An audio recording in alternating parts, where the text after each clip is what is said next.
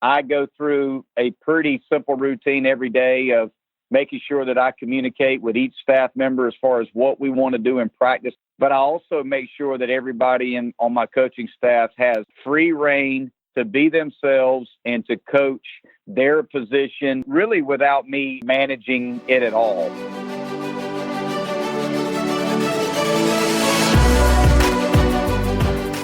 Hello and welcome to Ahead of the Curve. I am Jonathan Gellner, and thank you so much for joining us. This episode is brought to you by Baseball Cloud. Baseball Cloud's revolutionary software platform brings to life the numbers captured by TrackMan and FlightScope. This provides colleges, players, and facility owners around the world a turnkey product, allowing them to analyze their data using key metrics and custom visualizations on one intuitive user interface. Go to baseballcloud.com to find out how you can have your own data analytics department for your program. Data has a story to tell, and Baseball Cloud gives it a voice. On this episode, I interview Monte Lee, head baseball coach at Clemson University. Coach Lee shares his passion for wanting to become a coach from a young age, and on the show, we talk about methods that he uses to communicate with his players and staff, how he goes about designing practices, and we talk about the importance of players being intentional with their pitching and hitting. Ladies and gentlemen, here is Monte Lee. Monte, welcome to the show.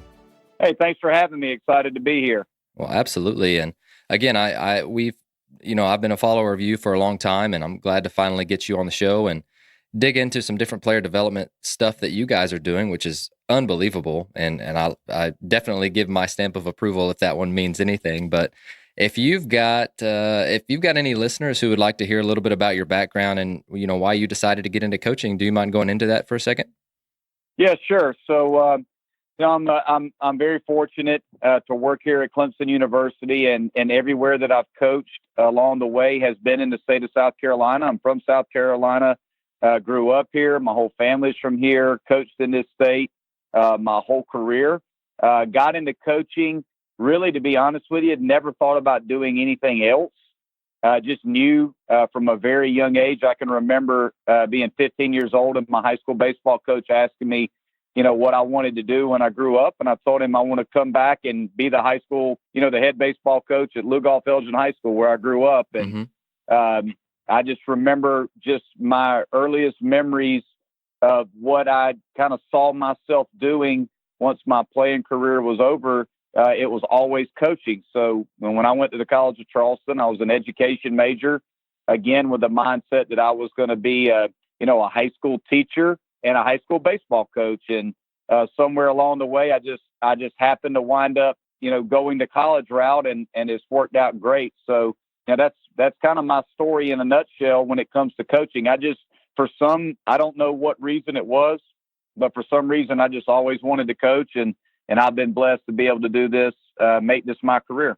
Well, I love that. And, just right before we started recording, I mentioned that I love to watch coaches' press conferences, whenever they get hired, and just because they outline their system, what they're looking for, what their vision of the program is. And I find that completely fascinating. And you're one of the guys that I've really been drawn to just based on the energy that you brought and your vision and your passion for it. And that just oozed from you whenever you were going through all of that stuff. And, one thing that you mentioned is that you got what kind of team it will look like. And you talked about attitude and effort, playing hard, playing fast. And so for our listeners who, maybe in their first year of their program or, are going through the fall and they want something similar to that, what were kind of your first couple of steps that you went through to try and instill that culture within the program?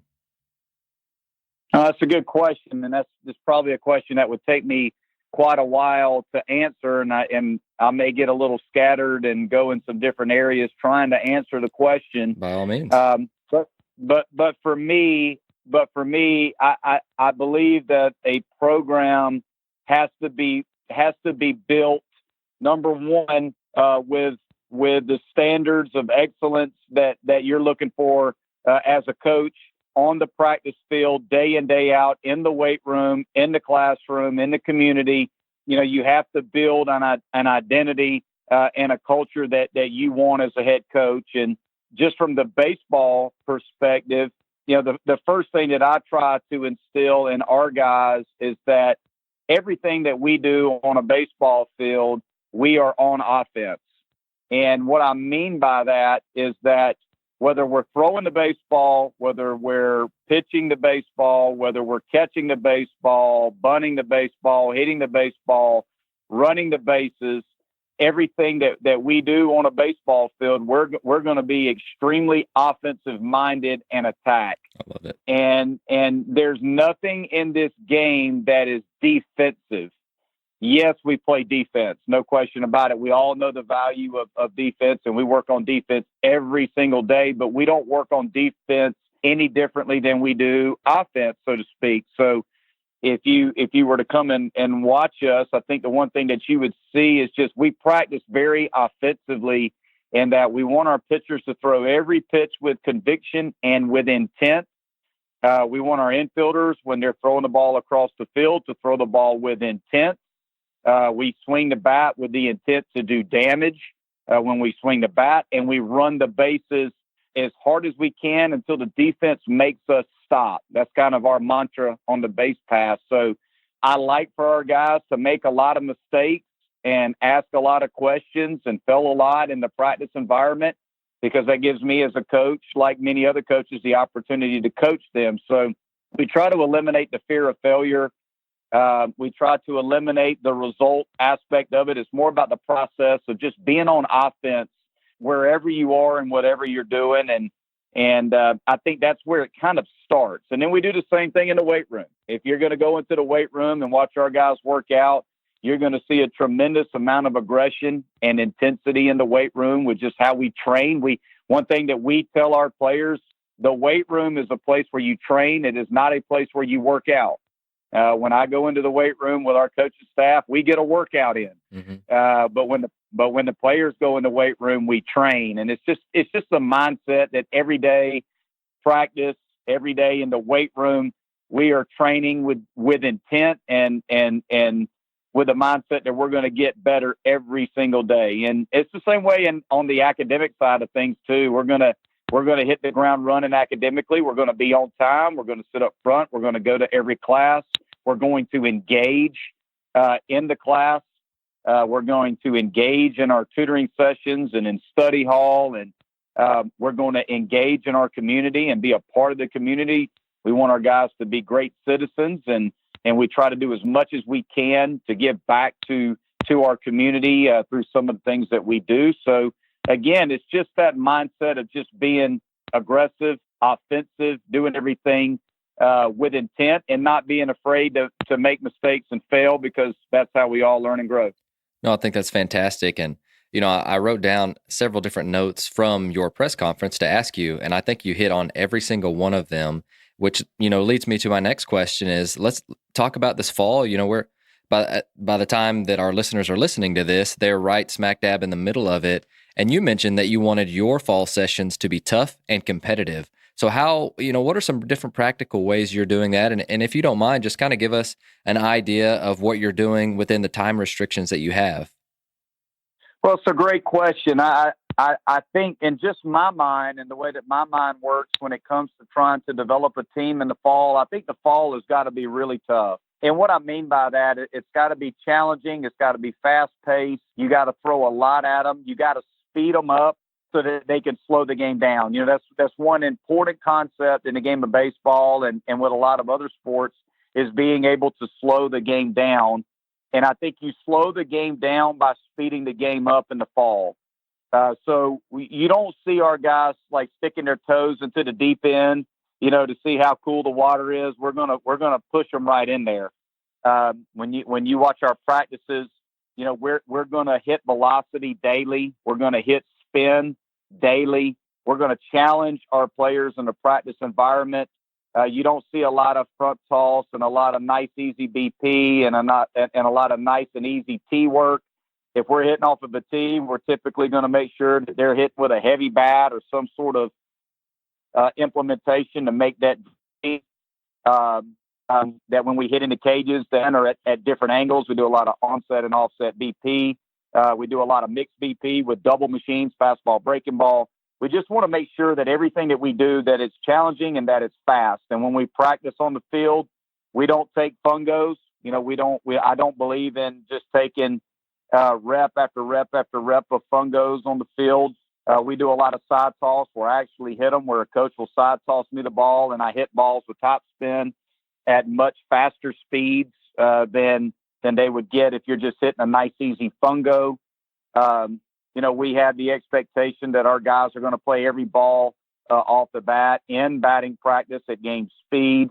If you came and watched us practice in the fall, we do a lot of barrier wall batting practice with a machine implement, or if a coach is throwing BP, we'll put a junior hack attack behind him with a breaking ball with a coach there so that we can have a mixed BP. Again, it's just, we always want to be challenging the players and the team in our practice environment. And I think that's critical as far as if you were to come and watch us practice, I think you would be impressed with just how hard our guys practice, how demanding our practices are, how physically and mentally challenging they are, how fast they are. And again, the sole purpose of it is so that when it comes time to play the game, that the game seems very simple and much slower than the pace in which we practice it. No, I love that. And so to get all of your players on the same page, and you're a couple of years in now, but to get all of your players on the same page, to be able to do that, is it something that you send out, early in the morning to make sure they know where they're going? Or do you kind of have a system in place to where, hey, we know exactly what to do at any given time because we've done it like this for a couple of years now? Or just kind of, how does your mind work as far as practice design goes? Well, I think when it comes to practice design, and practice design is probably one of my favorite things to do. I spend a lot of time when it comes to trying to develop our practices and design our practices with our coaching staff. I don't do the same things every single year. There are certain things that I do that I've been using for a number of years, but my goal as a head coach is to also grow myself. So I'm constantly looking at the way that we run our drills and the way we practice, and then trying to see, is there a better way? Is there a tougher way? Is there a way that's going to get more out of the players? So I think that what you would see year in, year out is, yes, our practices are very fast paced and challenging, just based on, how we hit, how we train our hitters, how we train our defense, how we run the bases. But yet on top of that, it's constantly evolving and changing, as I start to find in my mind more better ways to train the players. So I do send out the practice itinerary to the players, typically a couple hours before practice. I'll put it, we just switched over to Teamworks as a athletic department, and we're starting to implement Teamworks for our mass communication with our players. I've been using GroupMe for years. I think GroupMe is awesome. It's easy. It's very simple to use, and we've used it and still have it. But I'll just put the practice itinerary on GroupMe, make sure that it's posted in the locker room and out in the dugout. But I will say this, there are times where I don't even post it, just so that when the players get here, they are forced to go into the dugout and actually read the practice itinerary. I think sometimes when you give them, so you spoon feed the players so much information and you give it to them, sometimes they neglect to really look at it in depth and make sure that they know what's going on. So sometimes we do just post it and tell them to read it. And sometimes the more random the practice is, because they're not aware of what you're going to do that day, I think sometimes are some of the better practices that you have, because they have to concentrate once practice starts to make sure they're doing things right. I do believe in a decent amount of failure in a drill. I think that, any drill that you do, if you're having that, 70, 80, 90% success rate, is probably not the best drill in the world. There are some things that you have to do that are more block practice type items, like your bunt defenses or your first and thirds, your cuts and relays, things of that nature. But, for the most part, if it's a drill that requires a pitch ball, a batted ball, a ground ball rep, a base running rep, we do want there to be some level of difficulty where the players fail, because we feel like that's what's going to help them learn and grow the most. No, I understand that completely. And I really thank you for going into such detail with that. And, another thing that we see a lot of now, and that's the integration of data and tech. And I know that you're a forward-thinking guy, and so how are you guys using it? Anything specific with that? And if you could help us out, how are you using that as well? Oh man, we do use quite a good bit of technology, but what I have found is whatever technology you're using, just make sure that you can apply it in the practice environment. It's like a lot of that other things to actually and that's one of the things that we try to make sure that we do, that we're not just out here in practice, trying to use 5, 6, 7 different pieces of technology in practice. We want to make sure that when we use what technology we do have, that the players understand it and buy into how it's going to make them better. Right. We use Diamond Kinetics. We're a Diamond Kinetic school, so we use the Diamond Kinetic bat sensors to get all of our pre-contact data with our players. And what I like to do with the Diamond Kinetic website is I'll go on there and create leaderboards. And I like to share with the players the leaderboards for Diamond Kinetics when we have a Diamond Kinetic hitting session where, we'll tell the guys before practice starts, hey, make sure you got your sensors on your bat today. We're very fortunate to be a school that uses Easton bats, and Easton actually customized our wooden bats and drilled the knobs out of them where we could actually just pop our Diamond Kinetic sensors into our wooden bats, even when if we're using the wood bats in the cages or on the field. So, but we use Diamond Kinetics for pre-contact data. There's several metrics that we look into, and I'm sure you'll ask me about those, and I can go into those in detail as well. We use for pitching and for hitting. Really like Rapsodo. We use it on a daily basis. We look at, different batted ball metrics through Rapsodo, along with creating our competitions. We like to have competitions in the cage with the players, and we will use Rapsodo for those competitions. We use Huddle for video. Just started to use Huddle, and it's been very good where we can look at the guys' swings, look at their at-bats. We clip them up and look at their at-bats after the game and send it to the players so that they can watch their at-bats. Mm-hmm. We use Synergy as well, like a lot of college programs when it comes to scouting. I like to use Synergy just to look at our own players. It's just a video system that tracks at-bats and live and outings for your pitchers. So we have TrackMan. We use TrackMan on a daily basis. Every day we have an inter squad. We run TrackMan on the scoreboard while the game is going on, and it helps me when it comes to seeing what our guys are doing really well on the offensive side of things in terms of what parts of the strike zone they hit really well, and are they making good swing decisions. That's one thing that we track a lot. So sure.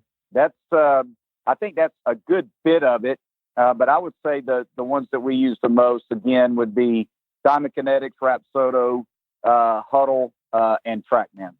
I love that. And again, thanks for going into some detail. And I know that technology, it can be a very daunting task to be able to make sure that we're using stuff that we can actually apply every day. And I think that's where your money's made. It's one thing to have it, and then it's another thing to integrate it and use it like you guys are doing so well. And, another thing that I've noticed lately that you guys are doing with technology, and that's the different videos that you've been putting out. And the latest one that I watched, you called it Big League Camp. And so I started watching this, and it's really, really well done. And you guys are having a fishing competition. And for our listeners who haven't watched it yet, you guys had sticks, like not fishing rods. You guys were fishing with sticks and having them try and catch that. You guys were doing karaoke. I mean, that just looked like a blast. So tell us a little bit about that. And, is that a big part of how you're getting to know your players? I'll tell you, it's one of the most fun trips that we do all year. We've done it twice. We did it last year, was our first year, and we came back and did it again this year, and we opened up our fall practice with it. So Big League Camp is it's a place up in Marion, North Carolina. A former scout, Donnie Suttles, is the guy that runs it. It's a good friend of mine, and they have log cabins up there for the players and for the coaches. They have a turf baseball field, an indoor hitting and pitching facility. It's an unbelievable place to go. But basically what it is it's a place where you can bring your team and they run, and Donnie and his staff will run them through a number of different challenges, along with you being able to get in your team practices while you're up there. So, this year, just as an example, we did a mud run, which was unbelievable and very, very challenging for the players. We built a shelter. They broke them up into, I believe it's four different teams, if I'm not mistaken, and they had to build a shelter with really nothing more, than logs and branches and trees, and they actually had to use kudzu vines to tie the branches together to make the roof, and they use flint to strike a fire and make their fire. They get a shovel. He gives them a shovel and a pack of flint, and that's about it. And then they had the fishing challenge, like you saw in the video, where they basically had a fishing line, and he gave them a Gatorade bottle, an empty Gatorade bottle that had a worm in it. So they got a hook, a bobber, a piece of fishing line, and they basically had to take the fishing line, hook, and the bobber, break off a limb, tie it to the limb, use the one worm that you have to try to catch fish, and then while one guy is fishing, everybody else is trying to find grasshoppers and bugs to use for bait. So you have to work together. So it's a lot of fun. And then we have our karaoke challenge, which is a lot of fun. We make all the first year guys do karaoke. And then last year, and the guys didn't do it this year, we did team skits, and those were pretty funny because most of the time, as you know, when they do team skits, it involves making fun of the coaching staff. So, right. So it's just a lot of fun. It's just, and the guys will tell you that once they got back from it after that first weekend of team practice, that just getting to know each other, they did, some of the younger guys didn't know some of the older guys. They'd been around each other, but really hadn't been in an environment where they got to spend some time together in that type of setting. And it was a lot of fun, and it's certainly something we'll continue to do. Oh, it's fantastic, and it does sound like a lot of fun, and the videos are very well done, so I encourage our listeners to go check those out and get some ideas from those, because I think that, again, it's a lot of fun, and you really get to know a lot about your team with that, and a lot about your teammates as well. And, another thing that I'm really interested in is, how head coaches intentionally develop their staff. And you've already mentioned that you're a lifelong learner, that you've got a growth mindset, and I'm sure that's a big part of it. But you've also probably got guys on your staff who want to be head coaches someday. And so how are you going about developing them and making sure that they're growing on a weekly, yearly basis? And if you don't mind, is there some intentionality behind that? That's a good question. I would hope that if you were to ask anybody that's ever worked for me, I've always wanted to make sure that everybody on my staff feels appreciated and that their voice is heard. We have staff meetings typically at least once a week, sometimes twice a week. I go through a pretty simple routine every day of making sure that I communicate with each staff member as far as what we want to do in practice that day. There is never a day that goes by at Clemson where everybody on my staff has some say-so, and we communicate about what we're going to do in practice that day, so we're all on the same page. But I also make sure that everybody on my coaching staff has free reign to be themselves and to coach their position, really without me managing it at all. I think you have to trust your staff. Andrew C., I think, is one of the best pitching coaches in the country. He does everything when it comes to our pitching. Bradley LaCroix, my recruiting coordinator, he works with our infielders. He assists with our hitters.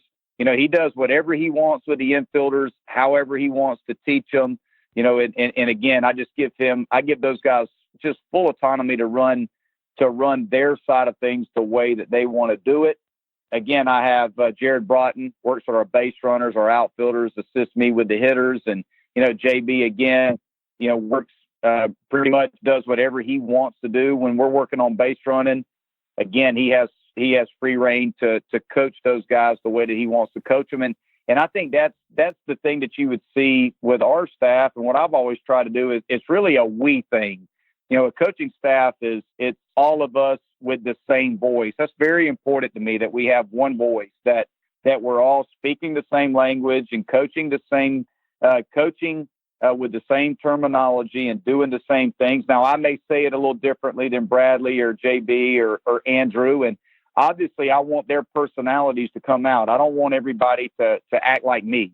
I have a different personality than Bradley and Andrew and Jared, and I think that the diversity of a coaching staff in terms of how you carry yourself and what kind of energy level you give. Some guys are very laid back. Some guys are very passionate and intense. Some guys are players coaches. Some guys are more, military like. So I think you just have to be yourself. I think that's very, very important. I think the players will see through you if you're not yourself. So when it comes to, my coaching staff, again, it's a shared vision. It's a shared mission. We're on the same page. We have the same voice, and I never make any decisions on lineups or what we're going to do, even during the season, without going over it with my staff first. So again, I just want everybody to feel like they have a say so in what's going on a daily basis. And again, I would say that's probably what you would see when it comes to development is our guys feel that freedom, just like our players do. To have a say in what's going on, and I feel like I get their very best because I do that.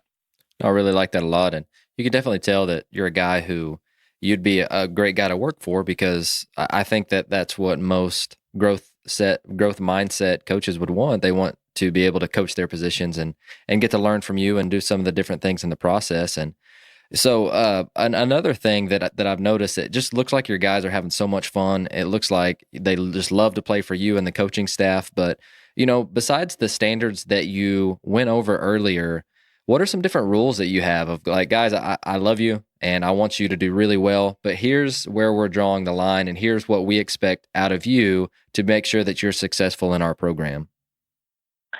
Well, I think that we do have rules and regulations, and we go over those. The very first team meeting that I have in the fall, Jonathan, we go over our team rules and our expectations, and I have them sign it. And it's pretty detailed, but it's pretty simple too. And in a nutshell, it's just be a good citizen. Mm-hmm. Just be a good citizen. Do things the right way. Show up on time. The class, make the right decisions, treat people with respect, be a good citizen in the community. Most of the times at our level, at the college level, student athletes are going to get in trouble if they're out past midnight and there's alcohol involved. So we spend a lot of time talking to our guys about trying to make the right decisions, and there's going to be consequences if you don't follow through and do the right things. Mm-hmm. So we set those expectations the very first meeting and have the guys read over it. We go over it with them. They sign it. And typically they're fairly accountable. Once they know what the rules and the expectations are, they're pretty accountable. If they break a team rule, they understand there's going to be consequences involved. But I do think too, as a coach, is, however tough you are on your players when it comes to a guy that's broken a rule, once he's served his punishment and it's over, it's got to be over. You have to move forward. He has to move forward, and he has to feel that you've moved forward. And that's also very important to me as well. That once you've served your penalty, then let's both move forward. We've learned from it, and hopefully it doesn't happen again. But you have to understand too that young people are going to make mistakes, and it is our job to try to shape them and mold them and teach them. Mm-hmm. And hopefully they'll be better because of it. So, but yeah, we do have team rules. We go over them, they sign them, and we also have a culture sheet, again, that we go over with the expectations in our sports school community and in the weight room. And we give them a copy of that as well. And those are more just general expectations in each area that we have for our players and how we can help them be successful. Oh, that's great. And thank you for laying that out for us. And, it's something that we don't get to see the inner workings of what you guys are doing as far as that stuff goes. So that's a great take on that. And thank you for so eloquently communicating that. And so I'm huge on practice planning, and I love practice design. And I really think that we can get a lot extra out as far as planning practices efficiently. And I think that that's where to me, that's where champions are made. And so let's go ahead and skip to the spring. And so I want to know, once you guys are getting going and you're done with the preseason, you guys are going throughout a typical week. What does a typical practice plan look like for you? And how much time do you dedicate to what? And again, I would love to be able to come watch you practice, but if you could, just give us your best shot through audio of what a typical practice plan would look like. Okay. Well, it changes daily. Sure. Again, every practice is a little bit different than the one before it.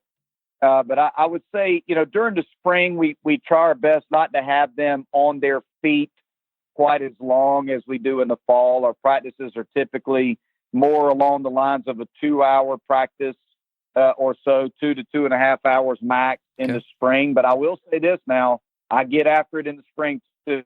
I don't back off an awful lot. We may cut down on the volume, but what we are doing, again, it's still with the mindset that it's going to be fast paced and it's going to be challenging. One of my favorite drills, or one of the things that we do an awful lot of, is what we call our Tiger BP routine.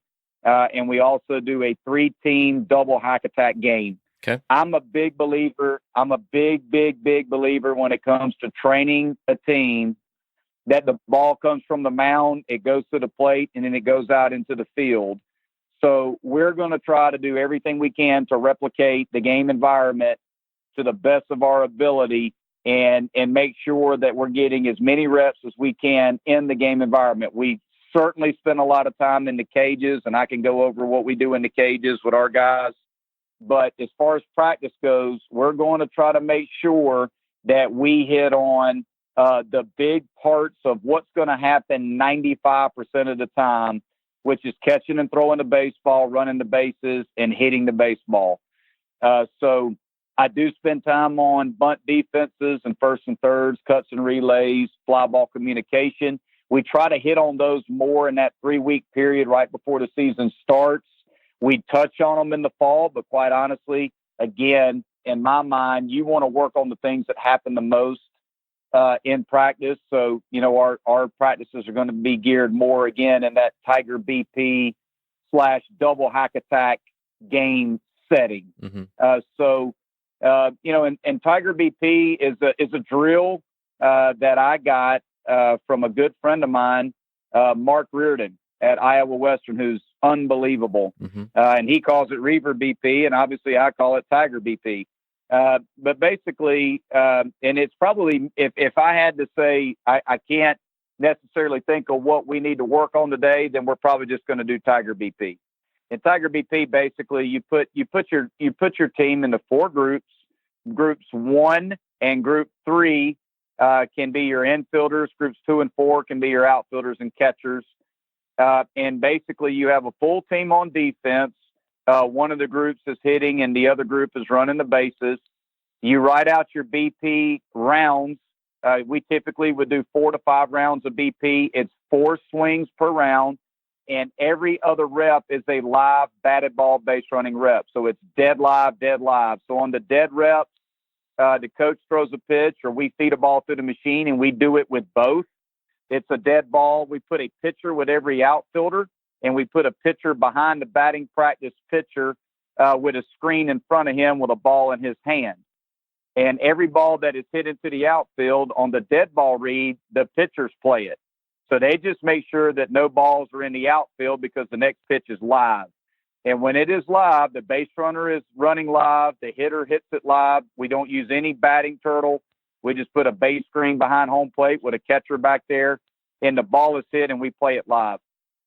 Typically on a given day, we're going to have somewhere between, in a Tiger BP, you're going to get somewhere between 65 and 70 live game reps, and you can do it in about an hour and 15 minutes.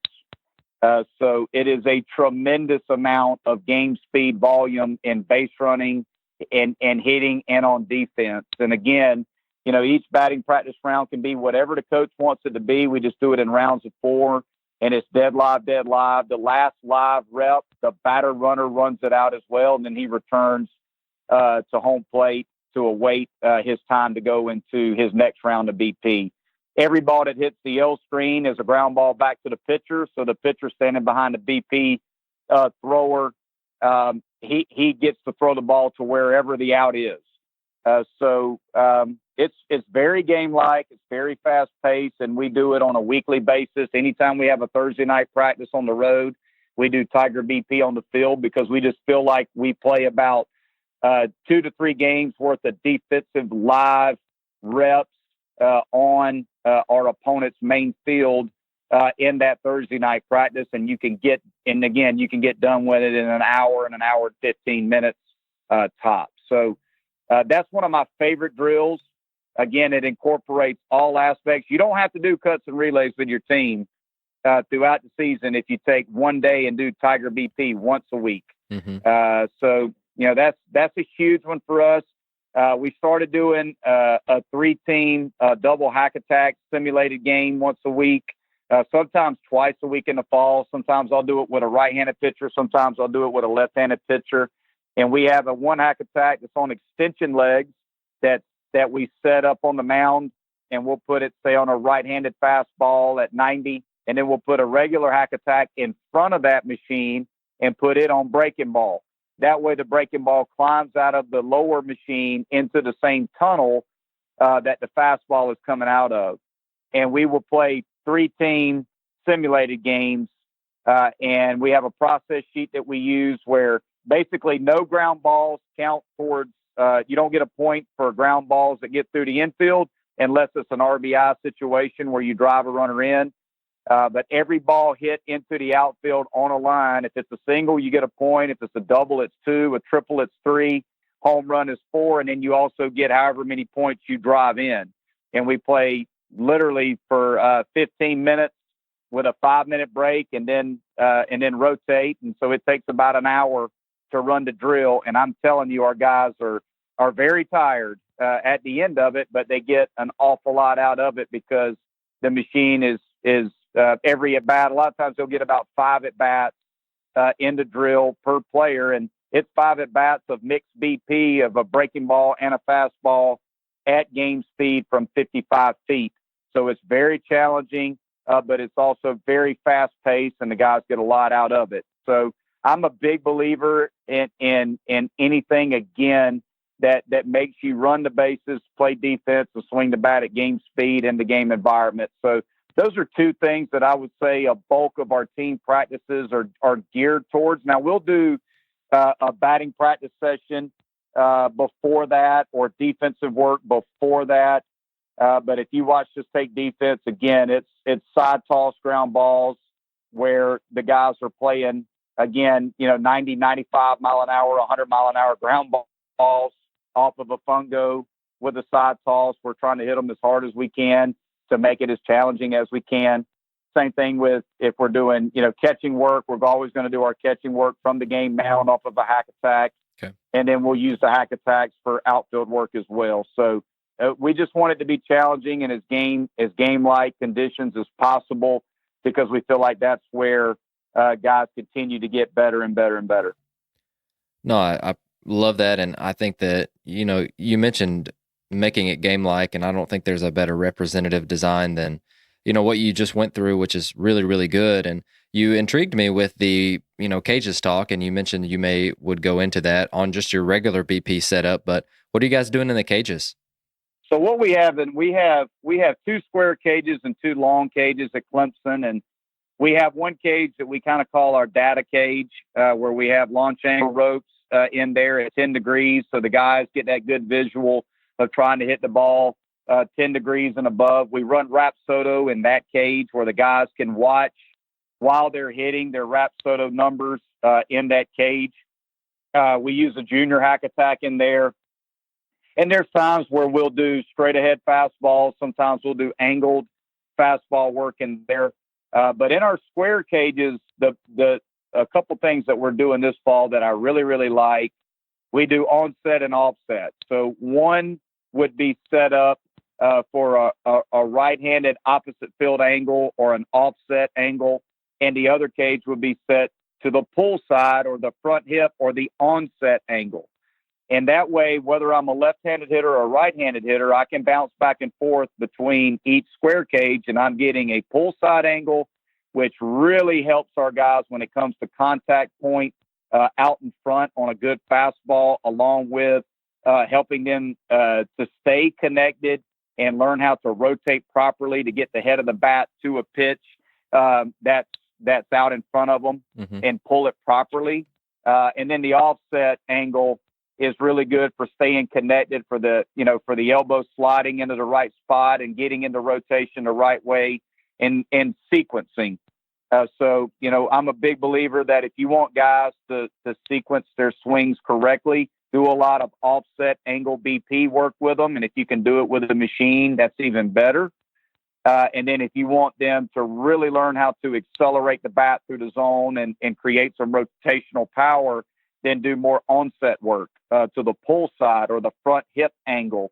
And those angles, again, from the mound, you would walk about, we don't do an extremely wide angle anymore. We used to do it a little bit wider, but now I would guess we're probably, 15 feet from the mound, one way or the other. Okay.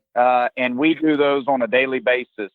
In our long cages, one of the really cool things that we've implemented this year that's been a lot of fun is we sent out a tweet at the beginning of the fall inviting students here at Clemson who have been high school or junior college pitchers that would like to throw live batting practice to our hitters. Mm-hmm.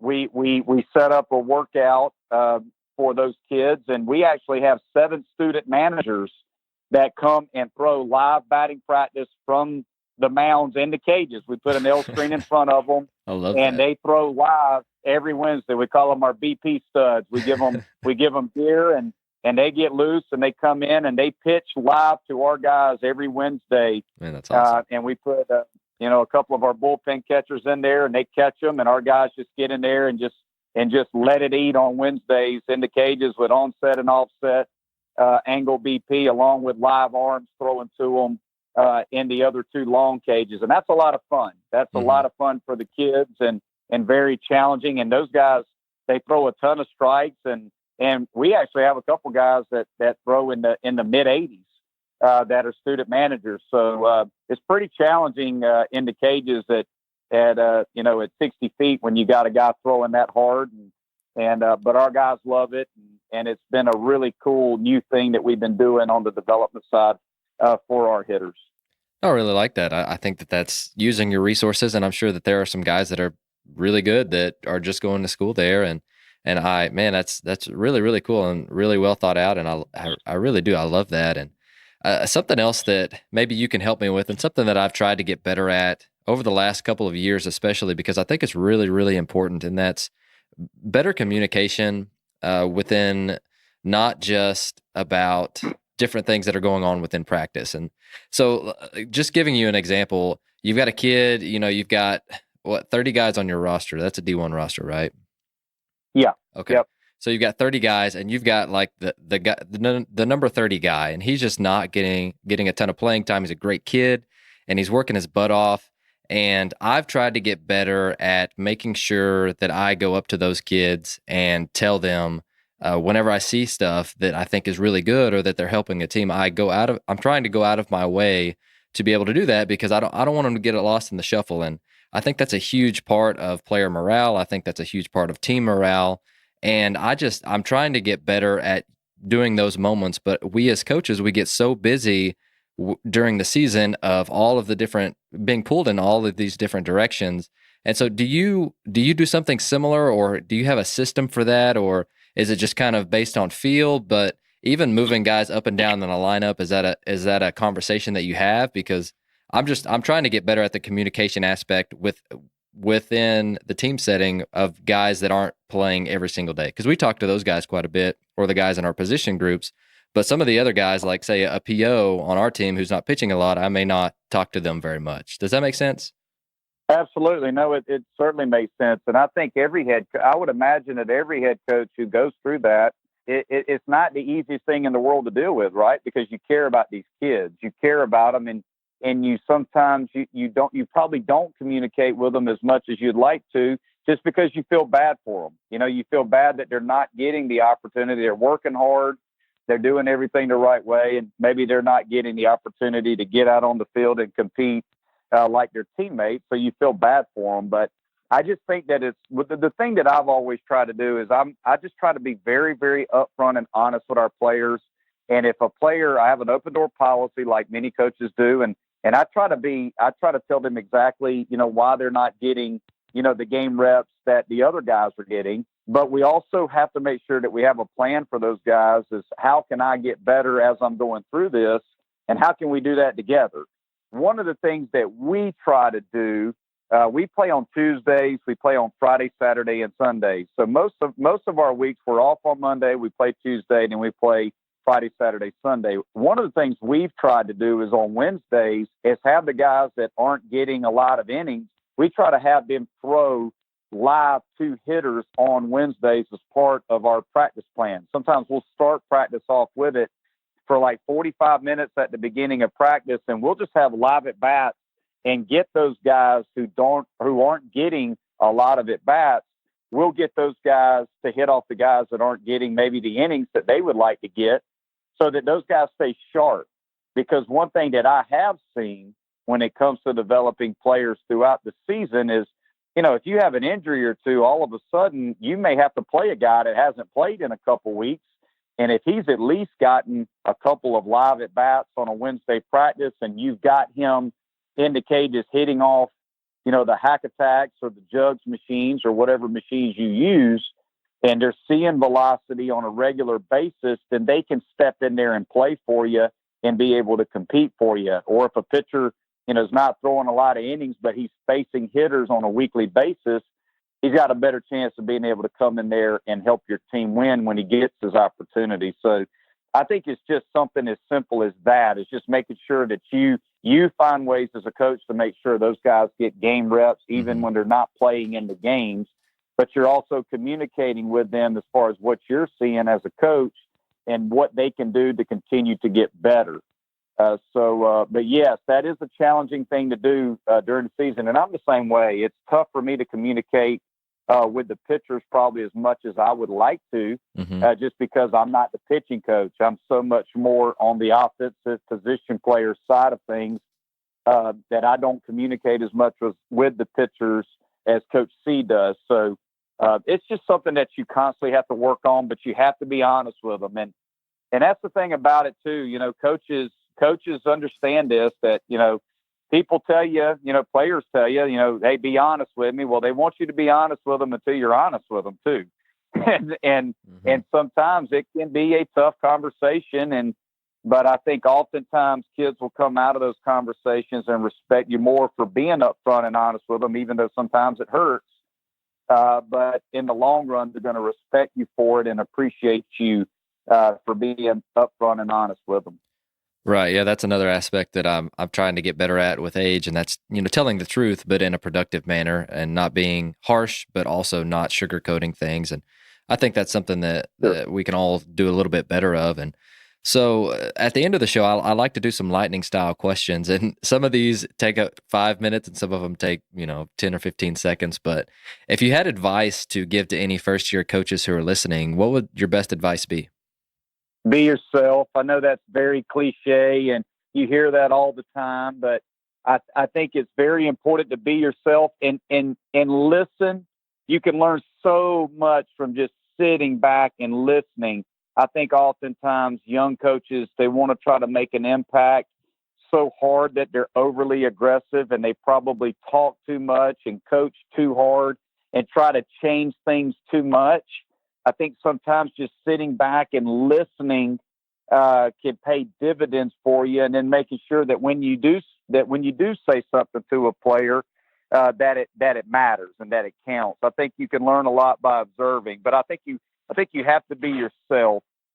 I also think it's very important for young coaches to reach out to older coaches or people that they respect and ask them questions. I do it to this day. I mean, there's quite a few coaches out there that I reach out to and ask them, hey, look, I saw where you guys didn't strike out a lot on offense over the last few years. Can you tell me what your 2-strike approach is? Or, you guys, it looks like you guys do damage at the plate every year. What are you teaching your guys, or what are you doing there? And I do those things to this day. I think you just have to be a constant learner, be willing to ask other coaches. Coaches love to share information, but you got to be willing to ask. I think if you ask most coaches who have been in it for 20 years like I have, what are you like right now compared to what you were when you first started? You almost laugh, Right. just based on how much you've changed. But I think I was very aggressive, and I probably coached too hard and tried too many things instead of just backing off a little bit and simplifying it for the players early on in my career. But the one thing that I will say is I've always been myself, and I think that the players will see through you if you're not yourself. So I think that's, again, very generic, but that's the type of advice that I would give any young coach getting in. Perfect. So you mentioned earlier in the show that you love, and you just mentioned it just now too, that you love to reach out and you love to grow. But what's something that you've really dug into lately that's gotten you excited? Oh, geez. Well, I listen to a ton of podcasts. I'm a huge, I love your podcast, by the way. I've listened, I think, to almost every Ahead of the Curve episode. So I really enjoy listening to player development driven podcasts, leadership driven podcasts. So I like to read, love to read about baseball. I am kind of boring. I tend to only read about baseball, but I always get really excited about just new ways to run practices and new training techniques and incorporating new things every year in the practice environment. So I would say for the most part, those are things that really, really excite me. It's just always seeking out better ways to do what we do as coaches. Perfect. So let's say that you sent in the group me that you wanted your players to run practice tomorrow and to come up with a practice plan, and you wanted it to be fun and stuff that they loved. So what would be some of the things that that they would do? Well, I know that when they would go to the cage, they'd want to cut the Rapsodo on, and they want to do exit velocity competitions because we do a lot of exit velocity competitions in groups, and they absolutely love that, where we'll play first to 500, or we'll do opposite field. Sometimes we'll do opposite field exit velo, or we'll do launch angle ladder, where they're trying to hit balls between 10 and 15 or 10 to 20 degrees. We'll do farthest distance on batted balls, man to man. They love competition. So I would say one thing they would want to do is they'd want to hook the Rapsodo up and do some sort of competition. I think our guys really enjoy our Tiger BP drill, and they enjoy the double hack attack games because I think they see the benefit of it. And I think our guys, they probably don't know any other way to practice, quite honestly. Heck, for all I know, they may want to just take a good old traditional BP and just have some fun, banging the ball all over the yard, just because we take regular BP on game days, but, in the practice environment, they know it's going to be pretty challenging. We would probably do side toss ground balls because our guys enjoy being able to get the reps that they get at game speed. So I would say those would probably be our mainstays. Again, just the side toss ground ball work, catch competitions, and then some sort of either, a Tiger BP drill or a double hack attack game on the field. But our guys love to compete, and we have a bunch of different, competitions that we do as a team that they really, really enjoy. So they would probably crank the music up nice and loud. They know that I like music during practice and enjoy, cutting it on in the cages. I want them to enjoy being at the field. So, we try our best to get after it and get better, but we also want to have a lot of fun doing it. Well, fantastic. And, this one may be the hardest question that I ask. So feel free to think about it and take some time, because I know this is not something that's easy to think of off the cuff, but say that you're having a conversation with another coach, or you're having a conversation with a group of coaches. What's something that you truly believe in that you think other coaches may disagree with you about or have disagreed with you about in the past? Oh, man. To give you some context, my wife and I have been playing this game. We've been married 6 years, a little over 6 years, so we've been asking each other like these table topic questions during dinner. Right. And this was one that came up of what is something that you believe that others may disagree with you about. And I was just blown away by it because I was like, that's really good. It's a good one. And so It's really good. well, thank you. I Yeah. appreciate that. But it's also Yeah. something that we all have biases, but sometimes we may or may not share them based on how our audience is receiving us. But, what are your thoughts? Oh man. Well, I would say this. I'm not the most traditional guy in how I view the game. Mm-hmm. So you're probably not gonna see our team sacrifice bunt a lot. You're probably not gonna see our team hit and run a lot. We love to steal. We stole almost 100 bags last year, and we typically hit close to 80 plus home runs a year. So I believe in driving the baseball, and I believe in trying to teach kids how to drive and maximize their power. I'm not a big ground ball guy, so there's a lot of college coaches I know that want their guys to control the bat, and there's certainly players in your program that have to be able to control the bat. But I've always put the trust in my players when it comes to runners. When runners get on base, I trust that the players are going to drive them in. So I don't sacrifice bunt a whole lot unless we really need to do it. I don't like giving defense outs. So I would say that's probably one thing that I disagree with. I don't even know if I'd say disagree, but I'm just different. I want the defense to earn every out they get against us, and I want our guys to swing the bat, and I want our guys to run. That would like be, that. and That's good. again, that's pretty simple. But I've always felt like in coaching that guys that bunt a lot, guys that manufacture a lot, they don't show their players a lot of trust. It's more about it, and not to say that it's more about them. I don't think that's the case. It's just they don't trust that their players can get the job done. So therefore, we're gonna try to maybe move a runner and give the defense an out and play it safe. Whereas I've always kind of believed I'm going to put it in your hands. If we've done our jobs as coaches, we want to give you the confidence that you're going to be able to get the job done. And that's worked against me now as a coach. I mean, that's worked against me from time to time where you're in that bunt situation and you don't bunt and you don't score a run, or when you do bunt, you may not be as efficient at it as some other programs who do it a little more on a regular basis. But I've always believed that my job as a coach too is to develop players that can play at the next level. I want guys when they go to professional baseball, I want them to be ready. And I think that that's something that is very, very important to me.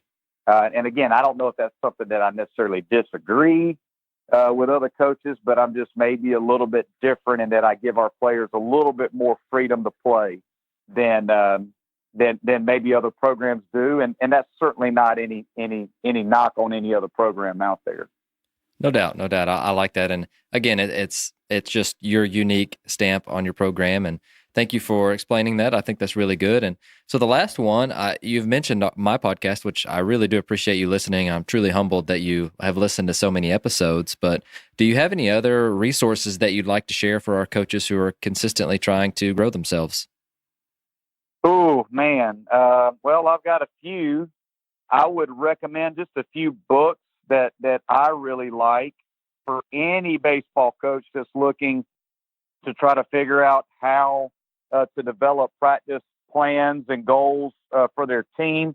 I would look at High Scoring Baseball from Todd Williams, maybe one of the best baseball books I've ever read.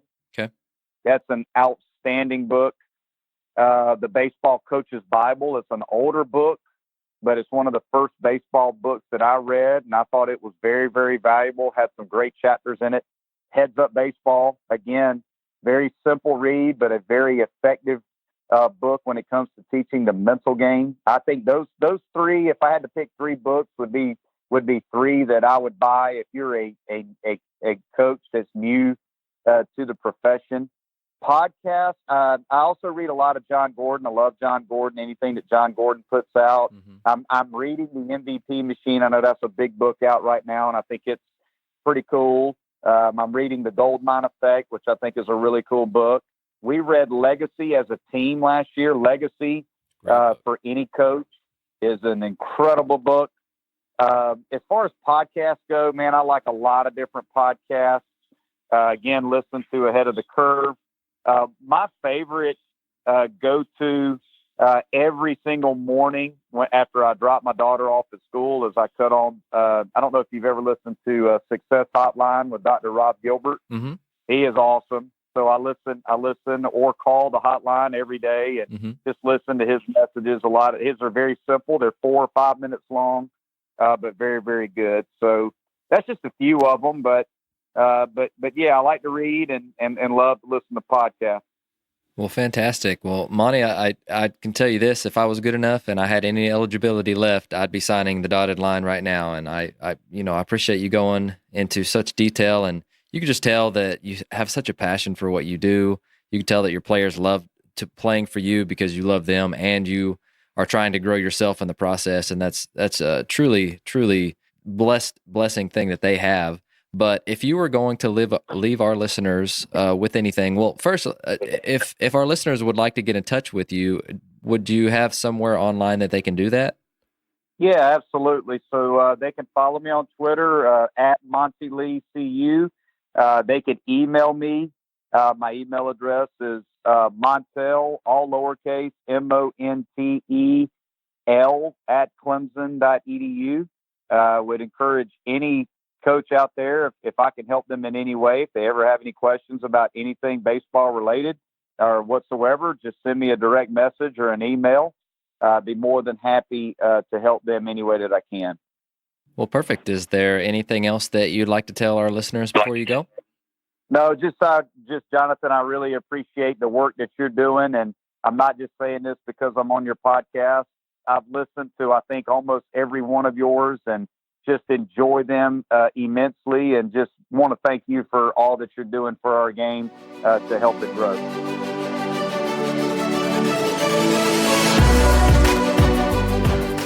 Thank you for listening to Ahead of the Curve.